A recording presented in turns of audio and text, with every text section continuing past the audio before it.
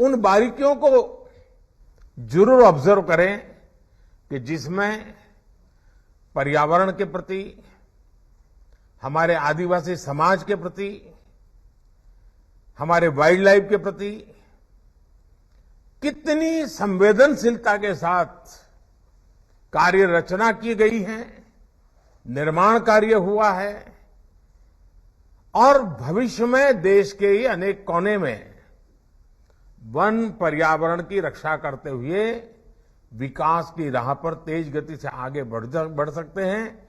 इसका बहुत कुछ देखने समझने को यहां मिलेगा। साथियों, हम एक ऐसे समय मिल रहे हैं जब भारत अगले 25 वर्षों के अमृत काल के लिए नए लक्ष्य तय कर रहा है। मुझे विश्वास है आपके प्रयासों से पर्यावरण की रक्षा में भी मदद मिलेगी और भारत का विकास भी उतनी ही तेज गति से होगा।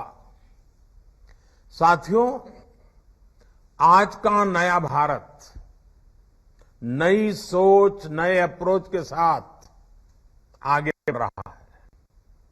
आज भारत तेजी से विकसित होती इकोनॉमी भी है और निरंतर अपनी इकोलॉजी को भी मजबूत कर रहा है। हमारे फॉरेस्ट कवर में वृद्धि हुई है और वेटलैंड्स का दायरा भी तेजी से बढ़ रहा है। हमने दुनिया को दिखाया है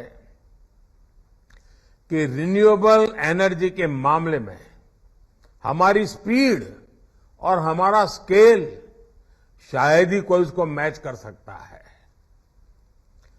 इंटरनेशनल सोलर अलायंस हो, कोalition फॉर डिजास्टर रेजिलिएंट इंफ्रास्ट्रक्चर हो या फिर लाइफ मूवमेंट, बड़ी चुनौतियों से निपटने के लिए भारत आज दुनिया को नेतृत्व दे रहा है।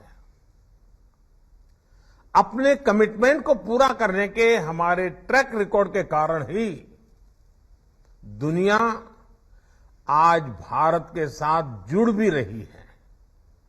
बीते वर्षों में लायंस, शेरों, बाघों, हाथियों, एक सींग के गैंडों और तेंदुओं की संख्या में वृद्धि हुई है।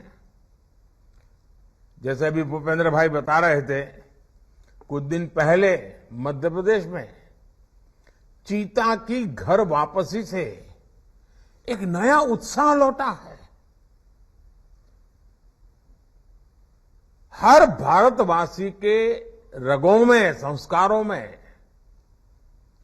जीव मात्र के प्रति दया और प्रकृति प्रेम के संस्कार कैसे हैं, वो चीता के स्वागत में देश जिस प्रकार से झूम उठा था, हिंदुस्तान के हर कोने में ऐसा लग रहा था जैसे उनके अपने घर में कोई प्रिय मेहमान आए हैं। ये हमारे देश की एक ताकत है। प्रकृति के साथ संतुलन साधने का जो एक प्रयास है, उसे हम निरंतर जारी रखें, आने वाली पीढ़ियों को भी संस्कारित करते रहे। इसी संकल्प के साथ भारत ने 2017 तक, यानी अभी हमारे पास करीब करीब 5 दशक है, नेट जीरो का टारगेट रखा है। अब देश का फोकस ग्रीन ग्रोथ पर है और जब ग्रीन ग्रोथ की बात करते हैं तो ग्रीन जॉब के लिए भी बहुत अवसर पैदा होते हैं। और इन सभी लक्ष्यों की प्राप्ति के लिए हर राज्य के पर्यावरण मंत्रालय की भूमिका बहुत बड़ी है। साथियों, पर्यावरण मंत्रालय चाहे जिस किसी राज्य में हो या केंद्र में, उनके दायित्वों का विस्तार बहुत बड़ा है।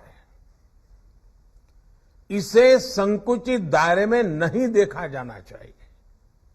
दुर्भाग्य से समय के साथ हमारी व्यवस्था में एक सोच ये हावी होती गई चली गई कि पर्यावरण मंत्रालय की भूमिका रेगुलेटर के तौर पर ज्यादा है। लेकिन मैं समझता हूं पर्यावरण मंत्रालय का काम रेगुलेटर से भी ज्यादा पर्यावरण को प्रोत्साहित करने का है। हर वो काम जिससे पर्यावरण की रक्षा हो रही हो, उसमें आपके मंत्रालय का रोल बहुत बड़ा है। अब जैसे सर्कुलर इकोनॉमी का विषय है, सर्कुलर इकोनॉमी हमारी परंपरा का हिस्सा रही है। भारत के लोगों को सर्कुलर इकोनॉमी सिखानी पड़े ऐसा नहीं है। हम कभी प्रकृति के शोषक नहीं रहे, सदैव प्रकृति के पोषक रहे हैं। हम जब छोटे थे तब हमको बताया जाता था कि महात्मा गांधी जब पिछली शताब्दी के प्रारंभ में साबरमती आश्रम में रहते थे, और उस जमाने में तो साबरमती नदी लबालब भरी रहती थी, भरपूर पानी रहता था। उसके बावजूद भी अगर किसी को गांधी जी ने देख लिया कि पानी को बर्बाद कर रहा है, तो गांधी जी उसे टोके बिना रहते नहीं थे। इतना पानी सामने होना था, फिर भी पानी बर्बाद नहीं होने देते थे।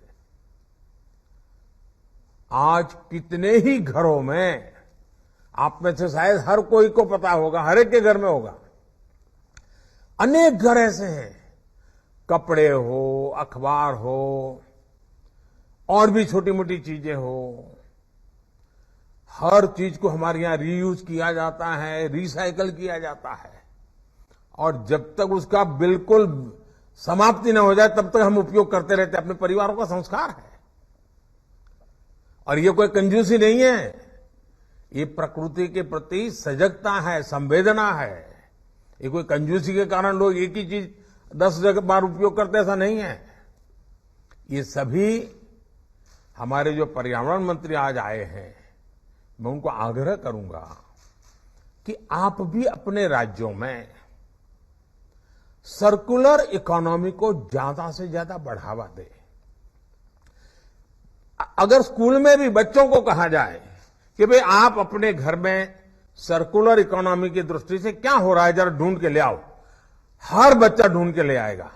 कॉन्शियसनेस आएगा कि इसको सर्कुलर इकोनॉमी कहते हैं, और इससे सॉलिड वेस्ट मैनेजमेंट और सिंगल यूज प्लास्टिक से मुक्ति के हमारे अभियान को भी ताकत मिलेगी। इसके लिए हमें पंचायतों, स्थानीय निकायों, स्वयं सहायता समूहों, वहां से लेकर एमएसएमई तक को हर किसी को प्रोत्साहित करना चाहिए, उनको दिशा देनी चाहिए, उनको गाइडलाइन देनी चाहिए।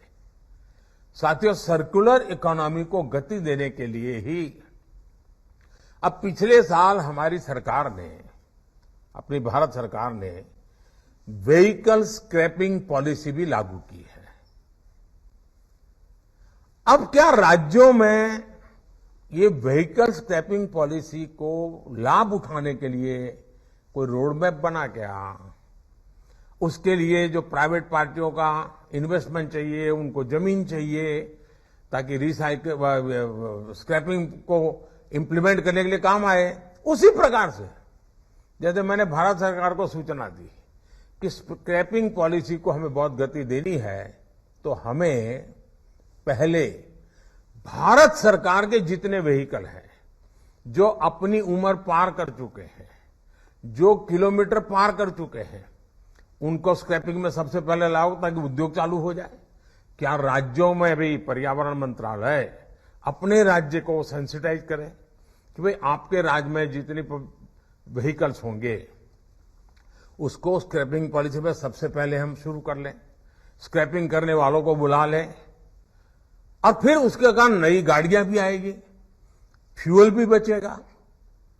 एक प्रकार से हम बहुत बड़ी मदद कर सकते हैं, लेकिन नीति अगर भारत सरकार ने बनी पड़ी रही है तो परिणाम नहीं आएगा। देखिए, सभी पर्यावरण मंत्रालयों को देश की बायोफ्यूल पॉलिसी पर भी तेजी से काम करने की आवश्यकता है। अब देखिए, बायोफ्यूल में हम कितनी तेजी से आगे बढ़ रहे हैं, लेकिन अगर राज्यों का भी ये कार्यक्रम बन जाए, राज्य तय करे कि हमारे राज्य के जितने व्हीकल हैं उसमें हम सबसे ज्यादा बायोफ्यूल ब्लेंडिंग करके ही व्हीकल चलाएंगे,